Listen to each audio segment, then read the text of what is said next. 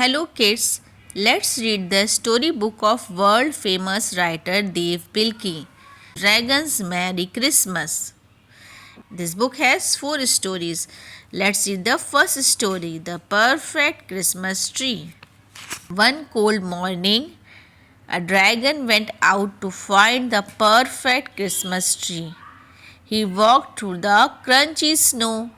He saw all sorts of trees, big ones, small ones, crooked ones, and straight ones. Finally, he found the most beautiful Christmas tree of all. It was not too big or too small, or was not too crooked or too straight. It was just right. Dragon looked down and saw the tree's beautiful brown trunk. It stood firm and strong in the frozen earth. He looked up and saw its beautiful green branches. They waved back and forth in the cold December wind. Dragon could not cut down such a lovely tree. Instead, he came back with colored lights, silver bells, and everything he needed to make his tree even more and more beautiful. And that night, Dragon looked out at his Christmas tree. Shining in the night, it was truly perfect. Now let's read the second story of this book, The Candy Wreath. One day in December, Dragon had a good idea. I will make a wreath out of candy, he said.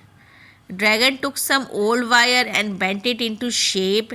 Then he taped little pieces of chocolate candy all around it. When Dragon hung his candy wreath on the wall, one of the pieces of chocolate fell off. Dragon picked it up and ate it.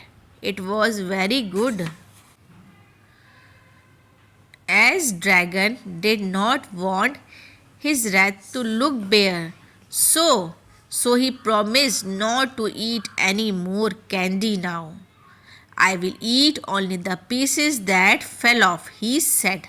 Dragon bumped his elbow against the wall and 2 more pieces of candy fell off. Now, whoops, he said, gobbling them up.